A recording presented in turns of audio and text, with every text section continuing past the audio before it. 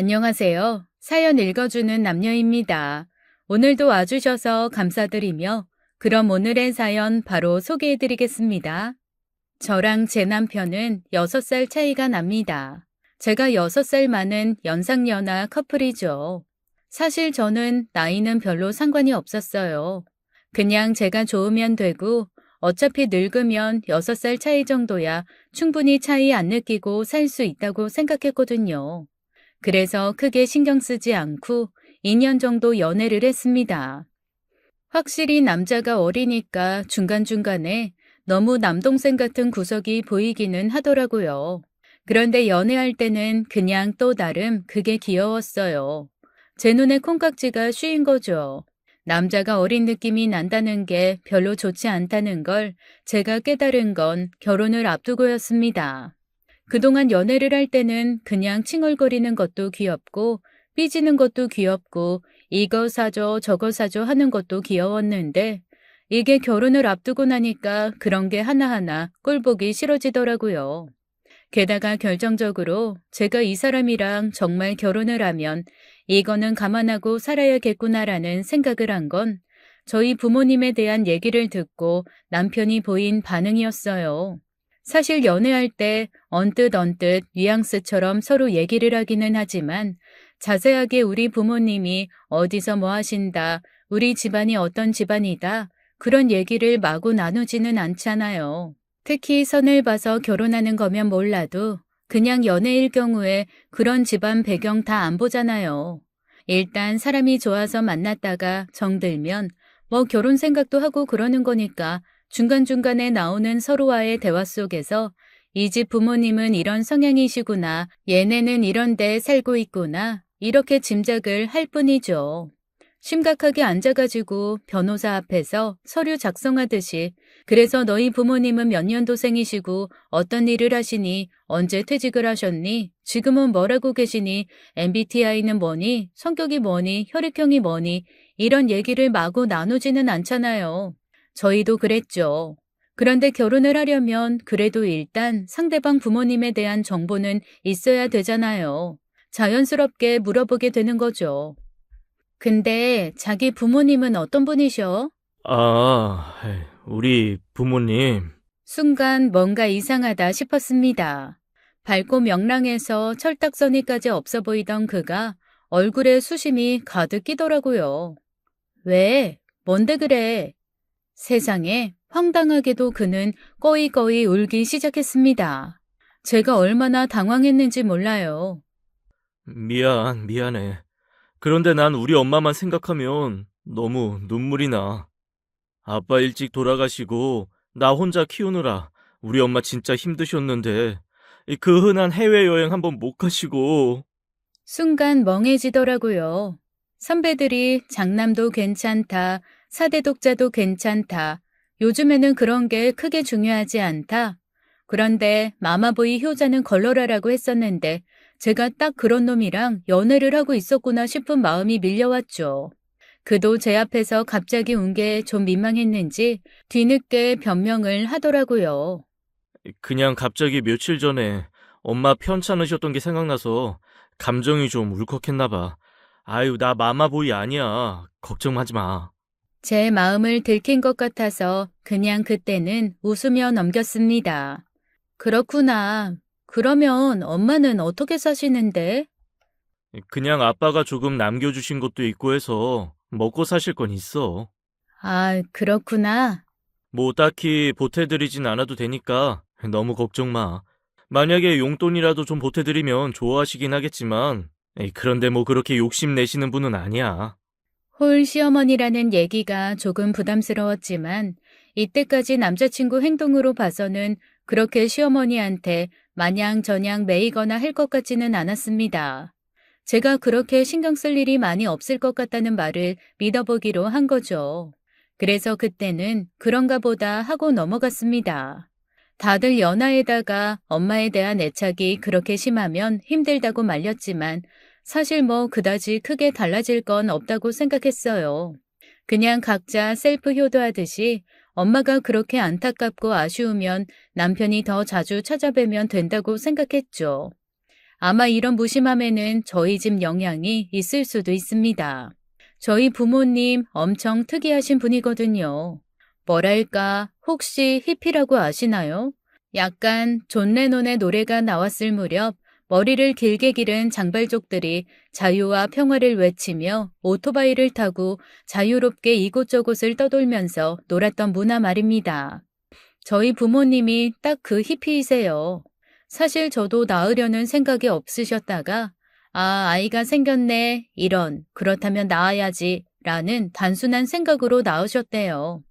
그래서 저는 자랄 때 과잉보호, 치마바람, 교육열풍 이런 거에서 너무나 자유로웠습니다. 가나다라 뗀 것도 초등학교 3학년 때였어요. 엄마가 진짜 교육에 관심이 없으셨거든요. 대신 엄마는 항상 이렇게 말씀하셨어요. 네가 네 스스로를 책임질 수 있고 네 자신이 행복하면 엄마는 네가 어떤 삶을 살아도 좋아. 그래서 저는 공부는 조금 못했어도 굉장히 자주적이고 독립적인 아이로 자랐고 상상력이 풍부한 사람으로 자랐습니다. 상상력이 풍부한 데다 자주적이고 독립적이다 보니 중학교 때쯤 스스로 공부를 시작하게 되더라고요. 공부를 못하니까 자존심 상하는 일이 너무 많이 생겼고 뭔가 모르고 있다는 게 좀 불편하기도 했습니다. 그래서 공부를 시작했고 스스로의 절실함으로 시작해서 그런지 꽤 빠르게 좋은 성적을 받을 수 있었어요. 결국 저는 나름 좋은 대학에 갔습니다. 졸업 후 사회에서 제가 제일 많이 들었던 얘기는 영민 씨는 이름처럼 영민하고 굉장히 사람이 자주적이고 독립적이라는 이야기였어요. 그리고 엄마 아빠는 제가 그 어떤 칭찬을 받을 때보다 자주적이고 독립적이라는 칭찬을 받을 때 가장 행복해 하셨죠. 엄마 아빠가 이렇게 히피로 사실 수 있었던 건 솔직히 말해서 재산이 많아서입니다. 저희 엄마 아빠 땅 부자시거든요. 할머니랑 할아버지가 다 강원도에 큰 산들을 가지고 계셨고 그 다음에 엄마 아빠도 젊은 시절부터 할아버지 할머니한테 물려받은 걸로 근처 땅을 조금씩 사모아서 정말 엄청 많은 땅을 보유하고 계신 땅 부자입니다. 그런데 요즘 보통 시골에서 농사 지어요 라고 하면 다들 아침부터 밤까지 고되게 농사 짓는 거 생각하시잖아요. 근데 저희 엄마 아빠는 그 많은 땅을 놀리지 않고 다 농사 지으시는데 본인들이 하시는 건 없거든요. 사람 사서 쓰고요. 농약 칠 때 되면 농약 칠 사람 부르고 돌 고를 때 되면 돌 고르는 기계 부르고 그렇게 한 번씩 사람 불러서 싹 정리하신 다음에 농사 지은 거는 밭되기로 좋은 값에 팝니다. 그러다 보니 두 분이 맨날 여기저기 놀러 다니시는 게 일이죠. 그래서 시골을 살긴 하지만 저희 엄마 아빠는 시골 사람이라기보다는 그냥 서로에게 잘 어울리는 커플 날라리입니다. 제가 볼 땐 그래요. 그래서 제가 가끔 저희 엄마 아빠한테 그러거든요. 진짜 부모 잘 만나가지고 속 편하게 사시는 분들이라고요. 그러면 엄마 아빠도 지지 않고 말씀하세요. 너도 조만간 부모 잘 만나서 속 편하게 사는 사람 될 텐데 그게 너나 나나 똑같지 않냐는 거였죠. 그게 저랑 부모님이 주고받는 농담 중 하나였습니다. 그런데 결혼 전에 신랑이 저한테 부모님은 뭐 하시냐고 물어봤거든요. 엄마 아빠 시골에서 딱 맞아서 팽팽 노는 날라리들이라고 말할 수는 없으니 그냥 시골에서 농사 진다고 그랬죠. 그랬더니 갑자기 얼굴이 어두워지더라고요. 시골에서 농사 지으시는구나. 아마 제 남편은 그런 생각을 했던 모양입니다. 저희 왜 드라마에서 보면 힘겹게 아침부터 밭을 메고 하나하나 잡초를 손으로 뽑고 그러면서 제대로 농사 짓는 거 있잖아요. 그러면 혹시 막 논번기 이럴 때 가서 도와드리고 그래야 되나? 글쎄, 나는 한 번도 도와드린 적은 없는데 뭐 하고 싶으면 하고. 저는 사실 그때 그 대답을 할 때만 해도 그래, 네가 한번 농촌체험 활동을 하듯이 놀아보고 싶으면 그렇게 놀아봐도 괜찮아 라는 뜻이었는데 남편은 그 말을 정말 고지고대로 들었더라고요. 시골에서 힘들게 농사짓는 노인네들 도와야 할지도 모른다고요. 그로부터 한동안 저희 엄마 아빠에 대해서 물어보지 않았습니다. 그래서 그런가 보다 했죠. 하지만 시어머니를 만났을 때 이거 뭔가 잘못된 것 같은데라는 느낌을 받았습니다. 나간 자리에서 시어머니는 저한테 딱 그러시더라고요. 부모님이 시골에서 농사 지으신다며? 그런데 사람이 그 뉘앙스라는 게 느껴지는 게 있잖아요. 분명 뭔가 긍정적인 느낌은 아니었습니다. 오히려 살짝 무시하는 느낌 혹은 안쓰러워하는 느낌이 강하게 오더라고요. 시골에서 힘들게 농사 지으신 돈으로 예물 예단하시기 힘드실 테니까 그런 거는 적당히 생략하고 대신 네가 모아놓은 돈은 좀 있을 테니 거기에 맞춰서 하자꾸나. 집도 요즘에는 남자가 다 안 한다더라.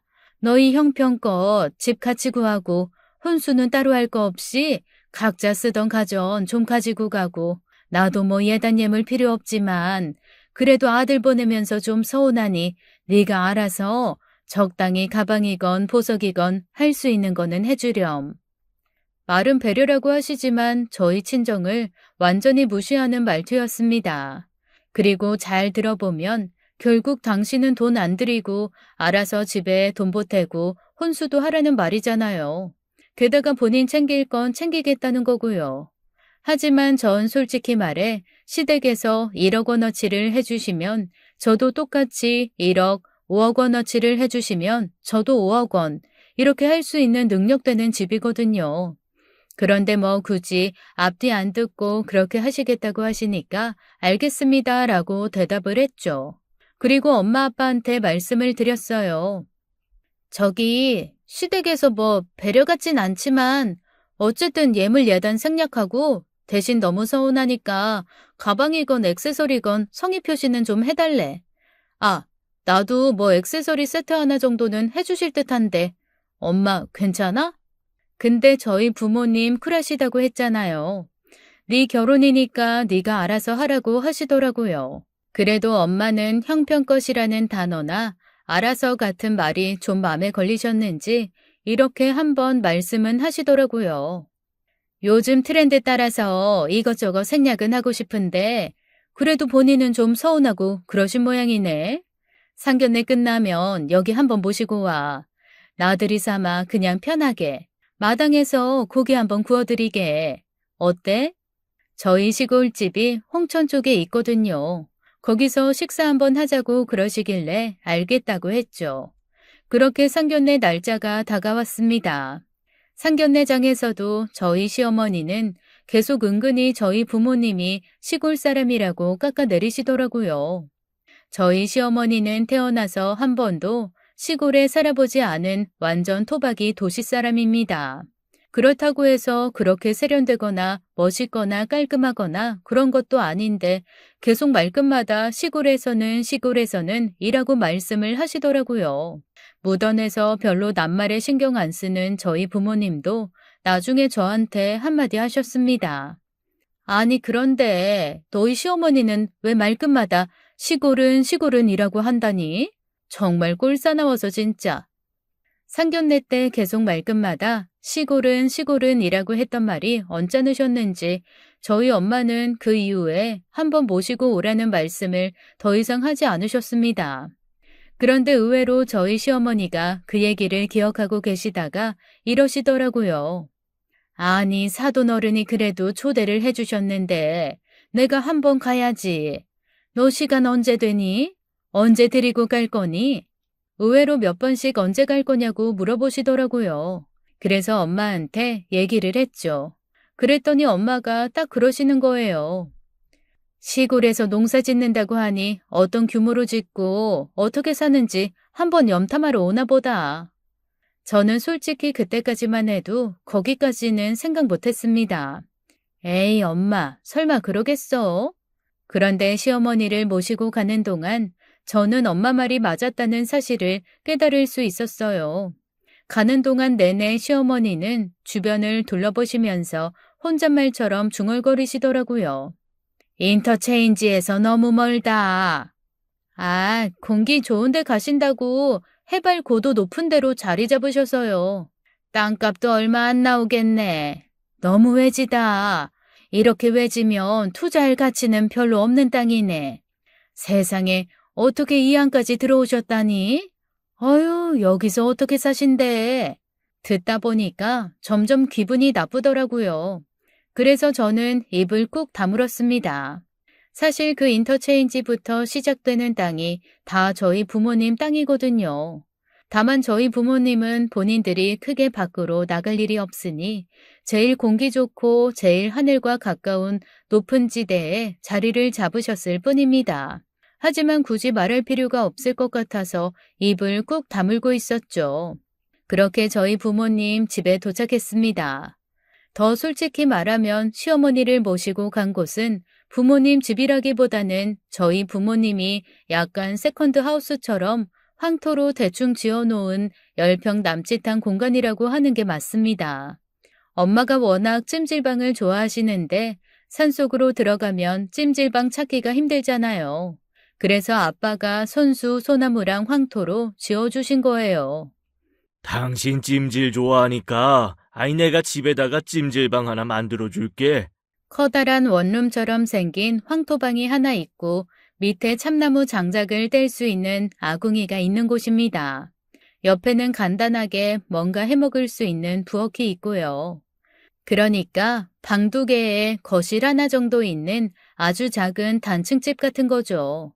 집 앞에 몽골 천막 같은 거를 쳐놓고 그 안에서 저희 엄마 아빠는 식사도 하시고 약간 피크닉 온 것처럼 고기도 구워 드시거든요. 그곳으로 저희 시어머니를 초대한 거죠. 딱 도착하자마자 시어머니 얼굴이 탁 굳더라고요. 그래도 내심 시골에 좀 잘 살게 지어놓은 번듯한 양옥 같은 거 있잖아요. 그런 거를 기대를 하셨었나 봐요. 그런데 전혀 그런 것도 아니고 황토 덕지덕지 붙어있는 단층집에 저희 엄마 아빠가 앞에서 장작 피워 고기를 굽고 있으니 시어머니가 그걸 보면서 얼굴이 안 굳을 리는 없었죠. 그런데 저희 엄마는 아무렇지도 않게 시어머니한테 그러더라고요. 먼 길 오시느라 애쓰셨어요. 이거 오늘 동네 어르신이 잡은 돼지하고 닭인데 아주 맛있어요. 아유, 네. 저는 돼지는 냄새가 나서 안 먹고 닭은 퍽퍽해서 잘 안 먹는데 미리 말씀드릴 걸. 그런데 저희 엄마도 강적이죠. 시어머니가 그렇게 말씀을 하시거나 말거나 저희 엄마는 또 본인 하실 말씀을 하시더라고요. 이게 오늘 잡은 거라 너무 신선하고 맛있어요. 한번 드셔보세요.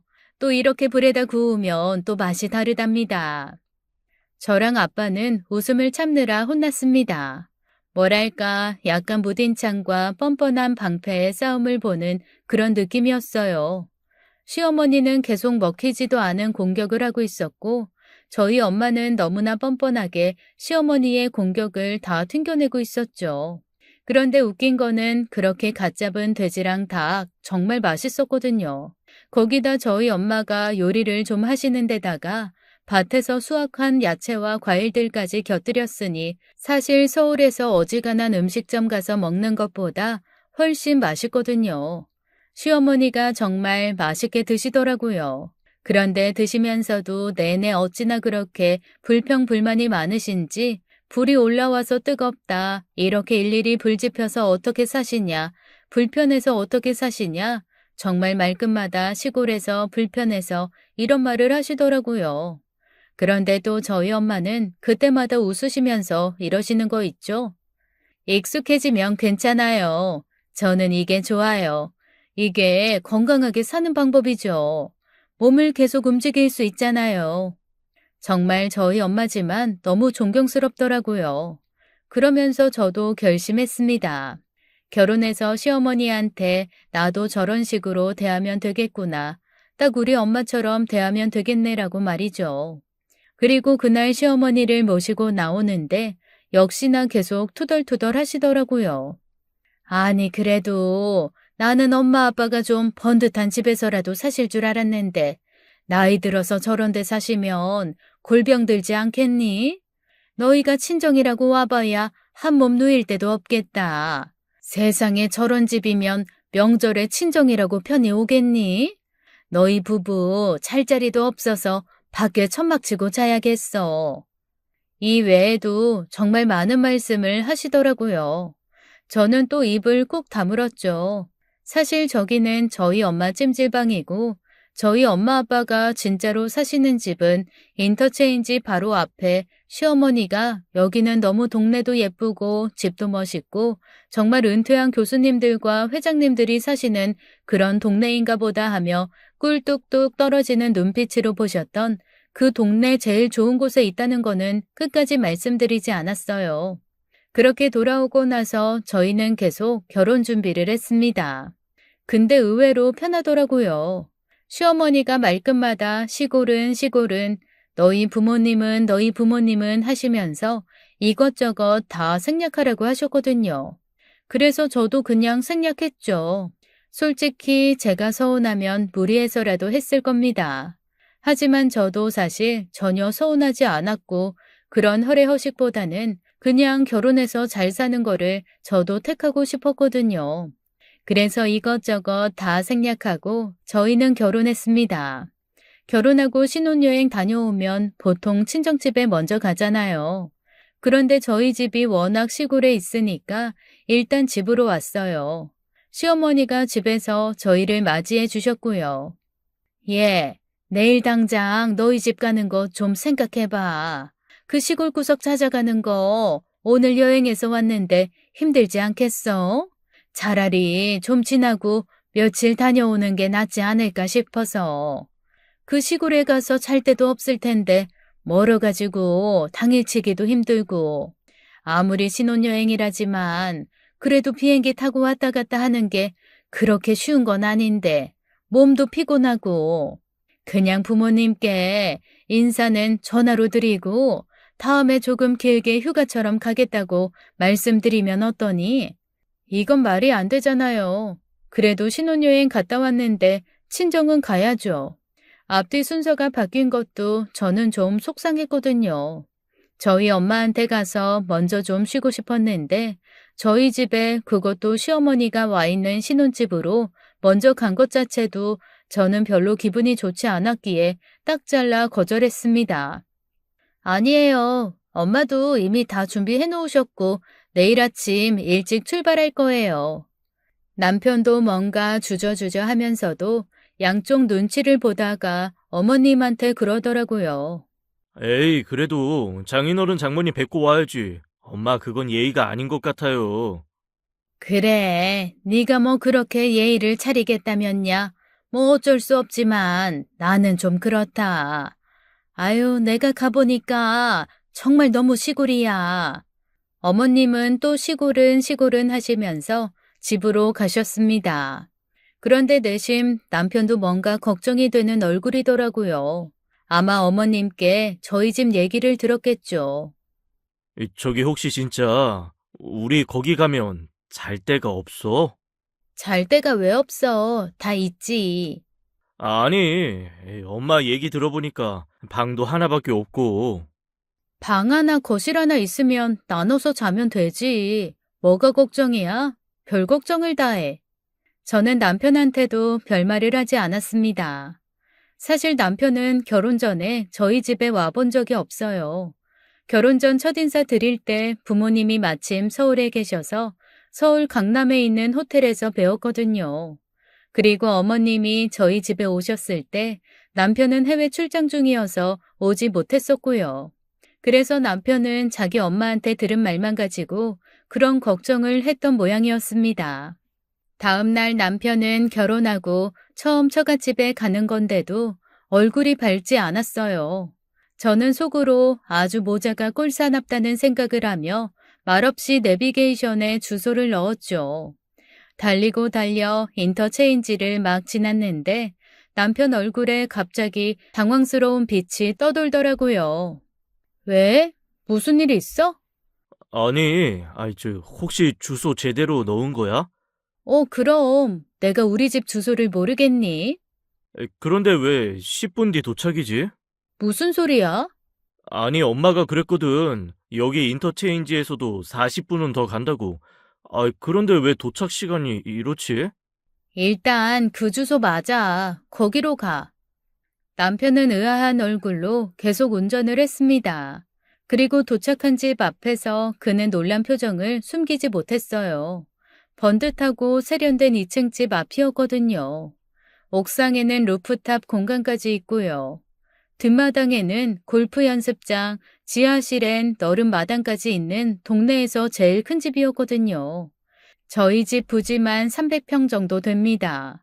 엄마가 농사 짓는 땅 따로 있는데 집에서까지 무슨 텃밭이냐고 해서 마당은 무슨 유럽 정원처럼 꽃과 나무 그리고 작은 연못만으로 꾸며져 있어서 사실 드라마 촬영 장소로도 여러 번 빌려준 적이 있는 집이거든요. 그러니 당연히 남편이 어리둥절할 수밖에요. 어머님, 그때 가신 데는 우리 엄마 아빠 세컨하우스야. 우리 엄마 찜질방처럼 쓰는 집인데 밖에서 고기 구워드리고 싶다고 그쪽으로 모시고 오라고 그래서 거기로 모시고 간 거지. 그런데 어머님이 그냥 거기가 우리 엄마 아빠 집인가 보다 생각을 하시더라고. 이미 딱 확신하신 것 같아서 굳이 거기 우리 집 아니다, 따로 있다, 이렇게 변명할 필요 없을 것 같아서 말씀 안 드렸어. 여기가 진짜 우리 엄마 아빠 집이야. 들어가자. 갑자기 남편의 얼굴이 몹시 복잡해졌습니다. 이거는 복잡한 건지 아니면 좋은 건지 당황한 건지 알 수가 없는 얼굴이었죠. 그렇게 저희 집으로 들어간 남편은 집 곳곳에 있는 고가의 물건과 인테리어를 보면서 눈이 휘둥그레졌습니다. 좀 창피하기는 하지만 저희 아빠가 약간 히피 스타일이긴 한데 규모에 대한 허세 같은 게 있으시거든요. 굳이 이 집 지을 때 집 한가운데 하늘 뚫린 정원을 들여놓고 작은 폭포 만들겠다고 하셔서 저희 집 안에는 작은 폭포가 있습니다. 아, 집 안에 네모난 정원 같은 거 있는 일본 느낌 생각하시면 돼요. 남편이 들어가자마자 그 폭포를 보고 약간 정신 놓은 듯 이러더라고요. 집에 폭포가 있네? 그리고 저한테 물어보더라고요. 저기, 장인 어른이랑 장모님, 농사 지으신다며? 농사 크게 지으셔. 요즘 시골에서 농사 짓는다고 자기가 생각하는 것처럼 쭈그리고 앉아서 다 돌매고 밭매고 하는 거 아니야. 물론 그렇게 해야 하는 땅이 있긴 하지. 그런데 우리 집은 다 기계로 하고 사람 사서 해. 그럼 대체 땅이 얼마나 있으신 건데? 그냥 자기가 지나오면서 본 땅, 그냥 그게 거의 다 우리 엄마 아빠 거라고 생각하면 돼. 그때서야 남편은 얼굴이 하얗게 질렸습니다. 저야 뭐 그러려니 했죠. 사실 속으로 좀 고소하기도 했고요. 너랑 네 엄마가 말끝마다 시골은 시골은 하면서 우리 부모님 무시했는데 어때? 실체를 알고 나니까 조금 식은땀 흐르지? 라는 생각도 있었습니다. 그리고 그날 저희 집에 있는 동안 남편은 내내 약간 얼이 빠진 사람 같았어요. 엄마가 하늘 볼 수 있게 천장을 죄다 유리로 끼워둔 넓은 2층 방을 내주셨거든요. 쏟아지게 예쁜 별을 보면서도 남편은 내내 다른 생각을 하는지 약간 정신이 나가 있더라고요. 왜? 놀랬어? 아까부터 약간 정신 빠진 사람 같아, 당신. 좀 놀랬어. 와, 집에서 별을 볼 수 있네? 문제는 그 다음부터였습니다.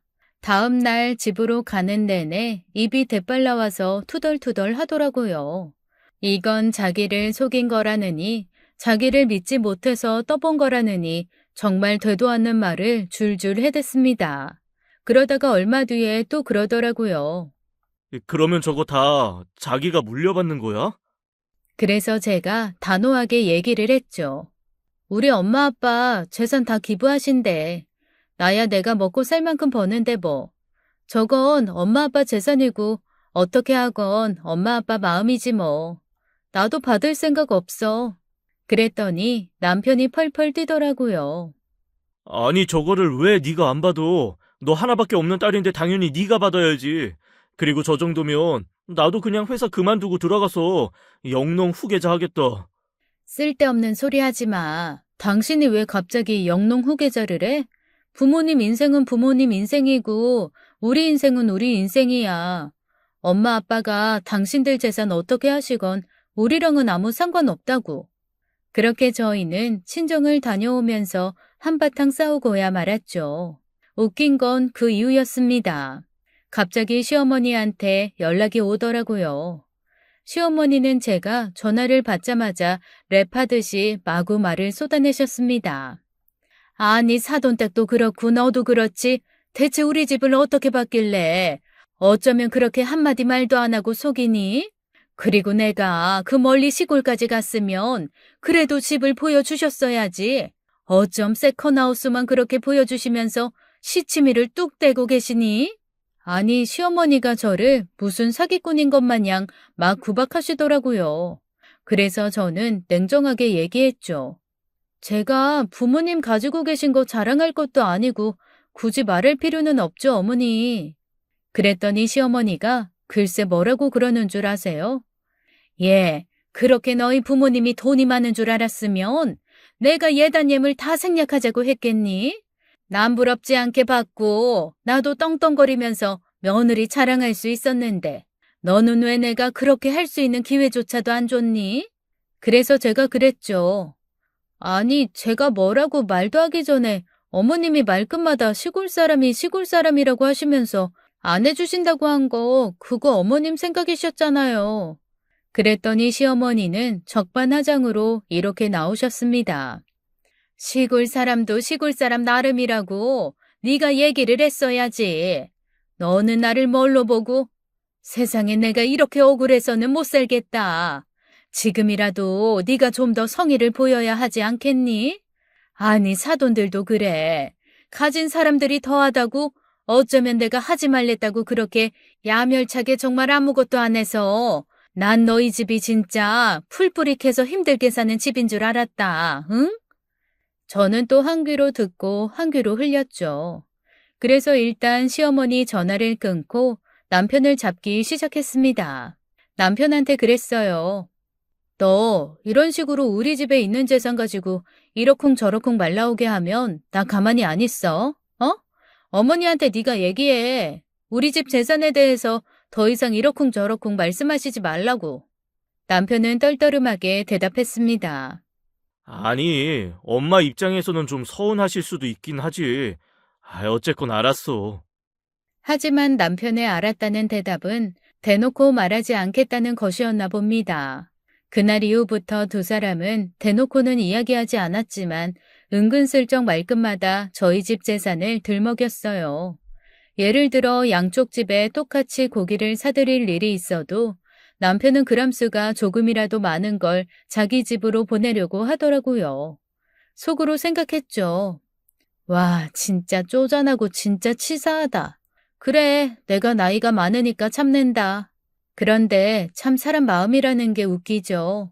본인이 쪼잔하게 하는 건 생각 안 하고 남편은 제가 자기가 하는 행동들을 내버려 두니까 또 그게 그 나름대로 자존심이 상했나 봐요. 뭐랄까, 있는 사람이 없는 사람 배려하는 것처럼 느껴졌다나요? 아니, 왜 사람을 그렇게 거지 취급하듯이 봐? 무슨 소리야? 내가 뭘 거지 취급을 해? 엄마 과일 사드리고 싶다 그래서 사라고 했잖아. 그런데 그게 왜 거지 취급이야? 아니, 너희 집에는 안 보내도 된다며. 엄마 아빠는 따로 사서 드시는 과일이 있다니까. 그리고 거기 과수원에서 드시는 것도 있고. 아니, 그게 문제가 돼? 그럼 장인어른 장모님 드시는 거 우리 엄마도 좀 보내주면 안 되냐? 아니, 꼭 내가 사서 보내드리고 그러는 거 남처럼 구경만 해야 해? 이런 말을 하면서 저를 또 득득 긁더라고요. 즉 저희 부모님이 즐기고 먹는 건 자기 엄마도 똑같이 했으면 좋겠다는 거잖아요. 아니 그런 도둑심보가 어디 있습니까? 애들 생떼 쓰는 것도 아니고 한두 번이야 그냥 어린 놈 데리고 사는 내 팔자려니 하고 넘기지만 이게 반복이 되니까 저도 스트레스가 쌓이더라고요. 그래서 확 질러버렸습니다. 그런데 왜 우리 엄마 아빠 재산 가지고 네가 그렇게 상처받고 화를 내고 그래? 너와 내 사이에 그게 대체 무슨 소용이길래 이런 식으로 자꾸 싸워야 되냐? 이런 얘기 다신 안 나오게 해라. 어? 나 정말 힘들어. 처음으로 정색하면서 얘기를 했죠. 사실 연애할 때부터 아무래도 연상 연하니까 제가 정색하고 얘기하면 혹시 누나한테 혼나는 느낌을 주게 될까봐 아무리 화가 나도 애교 부리며 풀어줬지 이렇게 정색하면서 말하는 건 한 적이 없었거든요. 좀 놀란 모양이더라고요. 그 이후 그런 행동과 말은 조금 줄어들긴 했습니다. 물론 가끔 뉘앙스를 한 번씩 드러내긴 했지만 제가 그것까지 뭐라고 하면 정말로 이 사람이랑 크게 싸울 것 같아서 저도 적당히 어느 정도는 넘기곤 했어요. 하지만 시어머니는 절대 멈추지 않으시더군요. 말끝마다 시골 사람이 하시던 분이 이제는 말끝마다 시골 부자가 이렇게 말씀을 하시더라고요. 정말 어이없이 툭 하면 전화 와서 사람 뒷목 잡는 얘기를 아무렇지도 않게 하셨습니다. 너희 친정집 부모님이 어차피 주중에는 거의 그 찜질방 같은데 거기서 계신다며. 그러면 그 본가에 내가 내 친구들이랑 놀러가서 펜션처럼 써도 되겠니? 세상에 이런 정도의 질문은 정말 아무것도 아닐 정도로 어이없는 질문들이 수도 없이 날아왔습니다. 그 땅의 일부를 무료로 무상으로 빌려줘서 자기도 별장을 짓고 싶다는 둥, 저희 부모님 가지고 계신 땅 중에 일부를 남편 앞으로 돌려서 남편이 주말 농장을 할 수 있게 하라는 둥, 요즘에는 자기가 알아보니 그렇게 땅이 많으면 자기가 농사 안 짓고도 연간 몇억 원은 그냥 생긴다는데 그거 일부 너희 앞으로 좀 돌려서 너희 좀 편하게 살 수 있게 해주시라는 둥 별 이상한 말들을 다 하셨습니다. 아니 떡 줄 사람은 생각도 안 하는데 김칫국부터 마시는 것도 유분수지 저희 엄마 아빠는 아무 생각이 없으신데 남편과 시어머니만 쿵짝이 맞아서 이러쿵 저러쿵 저희 집 재산 가지고 오만 상상을 다 했더라고요. 그러거나 말거나 저는 제 생각대로 한 귀로 듣고 한 귀로 흘리며 모든 말을 무시했습니다. 그랬더니 나중에 시어머니가 어느 날 그러시더라고요. 너는 시어머니 말이 귓등으로도 안 들리냐? 어쩌면 내가 한 말 중에 하나를 네 하면서 수긍하는 법이 없니? 제가 대답할 만한 말을 안 하시잖아요, 어머니가. 아니, 내가 한 말이 다 어때서? 내가 뭐 틀린 말 했니? 그 많은 재산 나중에 상속으로 받으면 다 상속세로 날아갈 텐데 미리미리 조금씩 증여도 하시고 그러라고 나는 호의로 말씀드린 거야. 모르고 나중에 다 세금으로 나가고 그러면 아까우니까. 저희 부모님이 알아서 하시겠죠.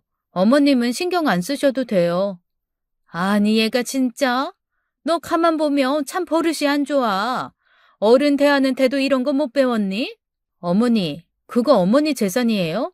어머니 거 아니잖아요. 그런데 왜 어머니 마음대로 이래라 저래라 말씀하세요? 그거 저희 부모님이 나중에 다 기부하신다고 그랬어요. 그러니까 저한테 상속되고 증여되고 그럴 거 하나도 없다고요. 뭐라고? 세상에 저는 그날 시어머니가 돌아가시는 줄 알았습니다. 얼마나 펄펄 뛰면서 다리를 뻗고 펑펑 우시는지 제가 속으로 아니 당신 재산을 억지로 누가 기부를 시켰나 대체 왜 여기서 울고 계시는 거지? 라는 생각이 들 정도였죠. 아니 멀쩡한 자식의 사위가 있는데 남한테 주는 게 말이 되니? 아이고 내 아들 말년에 좀 고생 좀 덜하겠다 했는데 꼬장꼬장한 처가댁 만나서 다 날아갔네 다 날아갔어. 시어머니 말을 들어보면 저희 부모님은 나중에 자기 아들한테 물려줄 재산 미리 갖다 쓰는 아주 나쁜 노인네들입니다. 그게 말이 되나요? 어이없는 일이죠. 아니 저랑 결혼했다는 이유로 왜 저희 부모님 재산이 제 남편 것이 되어야 하나요? 그런 생각을 하고 계신다는 것 자체가 너무 소름 끼쳤습니다. 그래서 저는 시어머니가 그렇게 말씀하신 이후로 시어머니한테 저희 집 앞으로 오시는 것도 하지 마시고 저 당분간 어머니랑 별로 만나고 싶고 얘기하고 싶고 할 기분이 아니니까 만약에 아들 보고 싶으시면 따로 불러서 밖에서 만나시라고 했습니다. 그러자 시어머니 마지막 말이 뭐였는지 아세요? 부자 며느리 보면 그렇게 시어미를 괄시한다더니 내가 부자 며느리 덕은 못 봐도 괄시는 받는구나. 제가 정말 차라리 지나가는 동네 개를 붙잡고 얘기를 하죠. 저희 시어머니 정말로 말이 안 통하더라고요. 그렇게 시어머니가 집으로 간 후 2차 대전은 남편하고 벌어졌어요. 씩씩거리면서 퇴근한 남편은 집에 오자마자 펄펄 뛰더라고요. 너 엄마한테 어떻게 그런 식으로 말할 수 있어? 너무한 거 아니야? 내가 나이도 어리고 너보다 연봉도 좀 적고 우리 집이 너보다 못 산다고 해서 너 너무 우리 집 무시하는 것 같아. 여보, 잘 들어. 당신 우리 집 가서 우리 집 재산이 어떤지, 땅이 얼만큼 있는지 보기 전까지 우리 아무 문제 없었어. 그때와 지금 우리 사이에 아무것도 바뀐 거 없어. 그런데 새삼스레 지금 이렇게 펄펄 뛰는 건 안 가져야 될 욕심이 생겼기 때문 아니야? 나는 그게 싫어. 우리 엄마 아빠 재산은 다시 한번 말하지만 내가 어떻게 할 수 있는 게 아니야. 다만 한 평짜리 땅이라도 물려주시면 감사하게 받겠지만 안 물려주신다고 해서 내가 엄마 아빠한테 요구할 수 있는 건 아니라고. 당신 착각하지 마. 그리고 엄밀하게 얘기해서 엄마 아빠 재산 나한테 물려주는 거지. 당신한테 물려주는 거 아니야. 그랬더니 남편이 저를 비웃으면서 이렇게 말하더라고요. 뭐래? 결혼하면 원래 모든 재산은 반반이야. 그리고 너한테만 물려주셨다고 해도 너랑 나랑 그 재산에 대해서는 결혼 생활 동안 공동 소유권을 가지고 있다고. 저는 그 얘기를 듣는 순간 소름이 확 끼쳤습니다. 이 인간이 그래서 자꾸만 자기 재산인 것처럼 생각을 하는구나. 우리가 결혼하는 동안 나한테 엄마 아빠가 만약에 땅을 물려주시면 그 땅의 절반은 자기 거라고 생각을 하겠구나. 자칫 잘못하면 우리 엄마 아빠가 땅 물려주신 다음에 이 인간 나한테 이혼하자고 하겠구나. 그런 생각이 쭉 들면서 정남이가 뚝 떨어지더라고요. 하지만 싸우면서는 아무 말도 하지 않았다가 다음 날 엄마에게 전화했을 때 속상한 마음에 남편 얘기를 전했습니다. 그랬더니 엄마가 정말 엄청 크게 비웃으면서 이러시더라고요. 아이고, 꿈도 야무지네. 세상에 사람은 안 야무진 것 같은데 어떻게 그렇게 꿈은 야무져? 아빠랑 엄마랑 알아서 할 테니까 너는 신경 쓰지 마. 그나저나 너 속 시끄럽겠다. 그러게 누가 그렇게 일찍 시집 가래니? 엄마, 내 나이에 일찍 시집 간 것도 아니지. 그냥 연하 남자 만나가지고 조금 알콩달콩 살아보나 했더니 어린 게 아주 큰 실수였어. 아니지. 시어머니부터 동티가 났어. 그러게 내가 그 여자 어쩐지 뻔뻔하고 영 마음에 안 들더라 했어. 어쨌건 우리는 그런 상황에서 너한테 땅 줄 일 없고 그 집에 한 푼도 안 가게 할 거니까 너 하고 싶은 대로 하고 살아. 아우 까짓 거 그냥 결혼 한번 해봤다 생각하고 너 맘 불편하면 다시 와. 어차피 갔다 올 거면 빨리 컴백하는 게 나아. 역시 우리 엄마는 무척이나 시원시원한 성격의 소유자였습니다. 오히려 엄마가 같이 안달복달하면서 아니 어떻게 그런 사람이 있냐, 그런 일이 있을 수 있냐 그러셨다면 제가 마음이 더 불편했을 텐데 엄마가 그렇게 쿨하게 탁 얘기를 해버리니까 오히려 마음이 편하더라고요. 게다가 세상 시원시원한 우리 엄마, 딸 고민은 안중에도 없고 해맑게 이러시는 겁니다. 예, 그나저나 너 신혼여행 갔다 온 얘기 들으니까 엄마랑 아빠도 해외 한번 나가고 싶더라. 조만간 너 상황 봐서 휴가 좀 낼 수 있으면 그때 우리랑 해외 나가자. 네 남편도 데리고 갈 수 있으면 데리고 가고. 놓고 가고 싶으면 놓고 가고. 너 맘대로. 엄마, 뭘 남편을 데리고 가. 그냥 나 결혼 전에 하려다 못한 친정 부모님과의 여행, 그거 간다고 그럴 거야. 엄마 아빠랑만 갈 거야. 거기까지 가서 또 엄마 아빠가 돈 쓰는 거 가만히 보고 있고 얼마나 쓰시나 뭘 사시나 그러고 쳐다보고 있는 거 상상만 해도 짜증나. 그래, 그럼 우리나 가자. 일단 계획이나 좀 잡아보자고. 저는 그렇게 전화를 끊고 그날부터 시간이 날 때마다 엄마 아빠와 함께 갈 수 있는 여행지를 검색하기 시작했습니다. 엄마와 아빠는 자연을 좋아하시고 저는 사실 도시를 좋아하거든요. 그래서 자연과 도시가 같이 어우러져서 한 일주일 정도 편안하게 여행할 수 있는 곳을 쭉 찾다가 예전부터 부모님이 가보고 싶어 하셨던 스페인으로 결정을 했습니다. 스페인이랑 모로코랑 연결해서 다녀오면 일주일 정도 재밌게 다녀올 수 있을 것 같더라고요. 그래서 여행 코스며 맛집을 열심히 검색하며 알아보고 있었죠. 근데 어느 날 남편이 저한테 그러는 거예요. 어디 스페인에 무슨 일 있어? 아니, 왜? 아이, 컴퓨터 보니까 스페인에 대한 검색 기록 엄청 많길래. 아, 안 그래도 말하려고 했는데 비행기표 일정이 오늘 나와서 나 엄마 아빠랑 같이 스페인 여행 가려고. 뭐? 장인 장모님이랑 너만 스페인에 간다고? 엄마 아빠가 자기도 같이 갈 거면 같이 가자셨는데 얼마 전에 당신이 그랬잖아. 앞으로 일정이 너무 바빠서 하루 휴가도 힘들겠다고. 그래서 말 안 했지. 나야 뭐 휴가 좀 더 쓸 수 있어서 엄마 아빠 모시고 다녀오려고. 그런데 제 말을 듣자마자 남편이 불맞은 개구리처럼 펄펄 뛰기 시작했습니다. 아니, 진짜 너무하네. 어떻게 결혼한 사이에서 그런 거를 논의도 없이 결정하고 부모님을 모시고 여행 간다고 통보를 해? 너무한 거 아니야?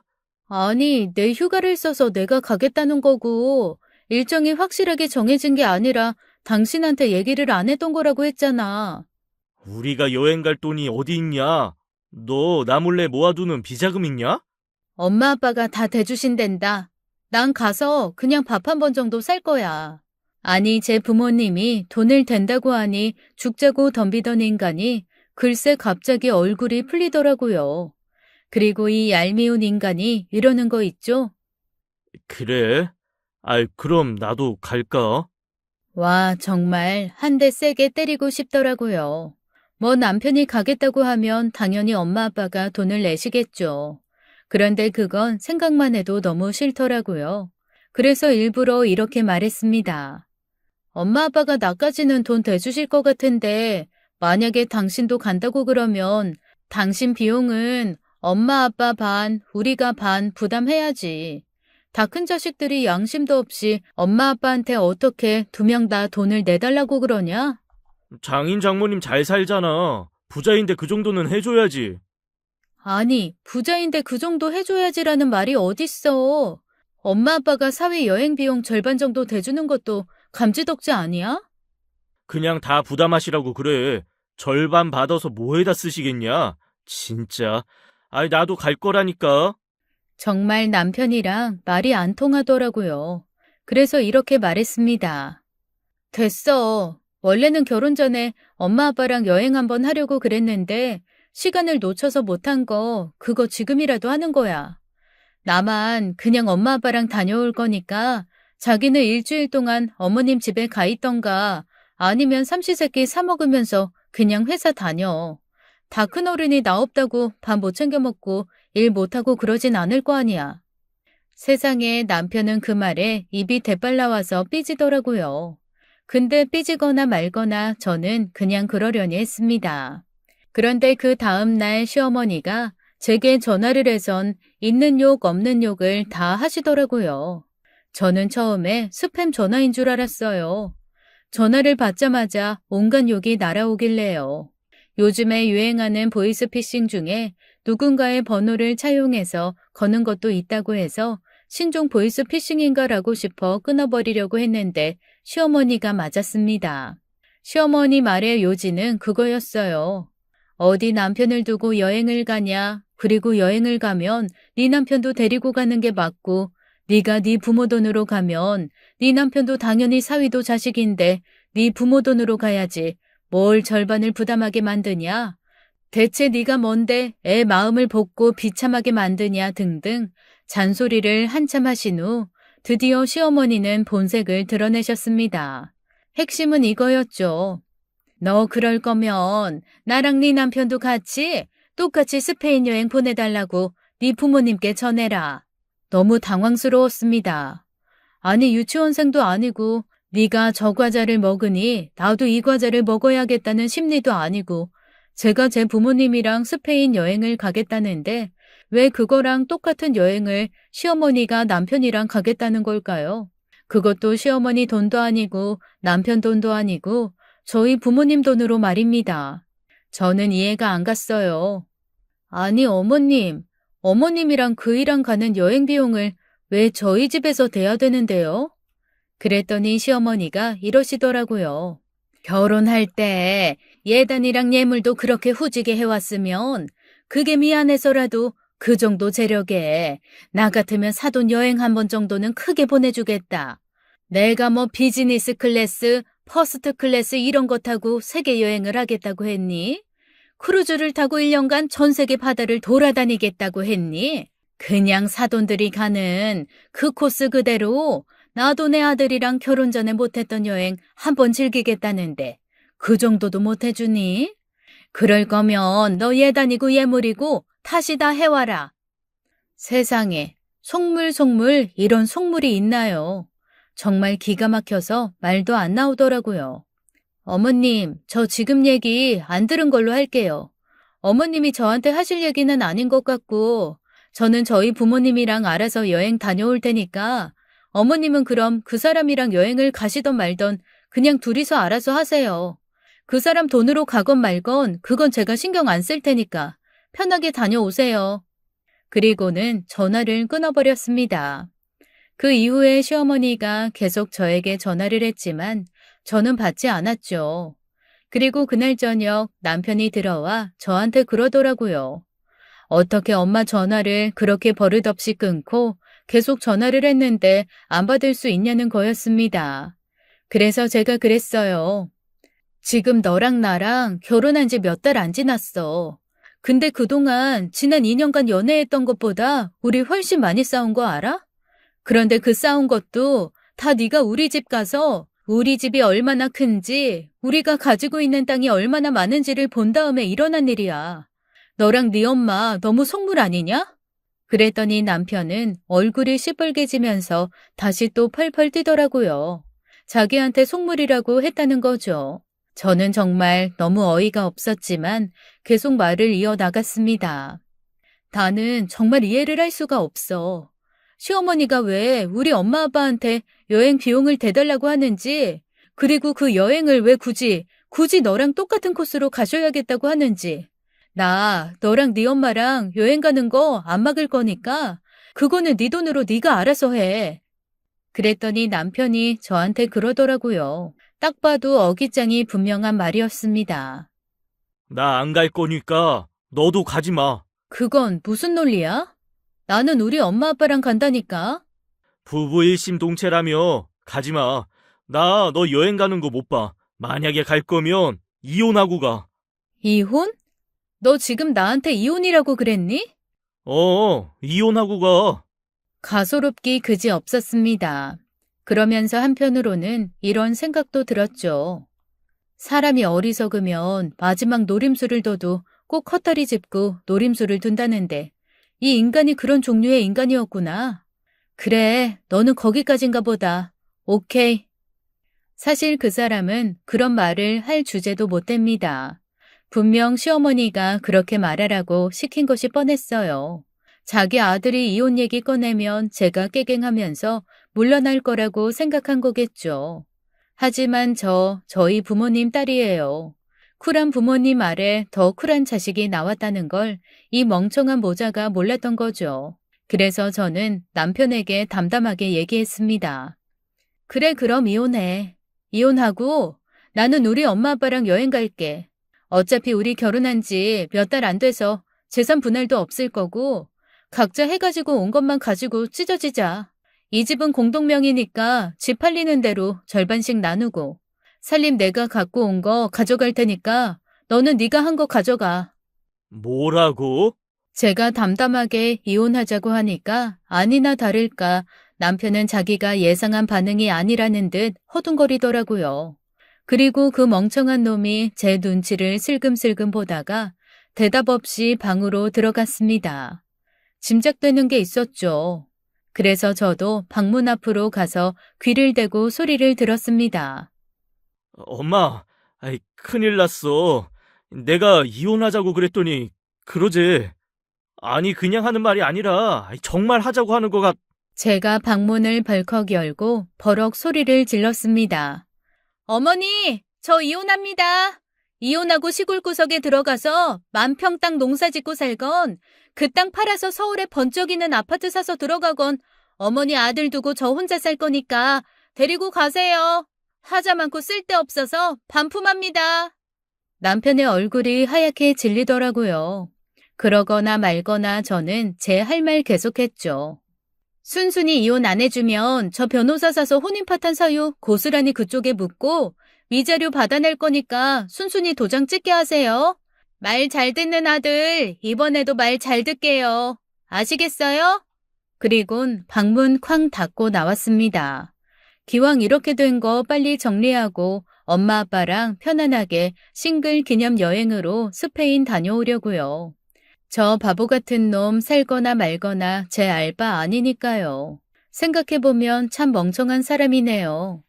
그냥 가만히 있었으면 뭐라도 떨어졌을 텐데 안달복달하면서 자기 엄마랑 괜시리 들쑤셔서 이 사달을 낸 거 보면 참 어리석은 남자였습니다.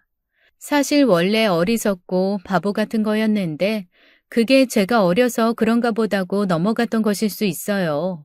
만약에 저보다 나이가 많으면 한 번쯤 의심했을 성향이었는데 나이가 적다는 것만으로 제가 너무 알아서 먼저 이해하려고 했던 거죠. 뭐 큰 교훈 얻었다고 생각해야죠. 엄마 말 맞다나 어차피 다녀올 거였으면 빠른 유턴이 답이라는 결론입니다. 남편이요. 분명 매달리겠죠. 하지만 제 마음은 이미 확고합니다. 가차없이 헤어질 거예요. 지금까지 사연 읽어주는 남녀였습니다. 끝까지 함께 해주신 여러분 감사드리며 저희는 다음 사연으로 돌아올게요. 감사합니다.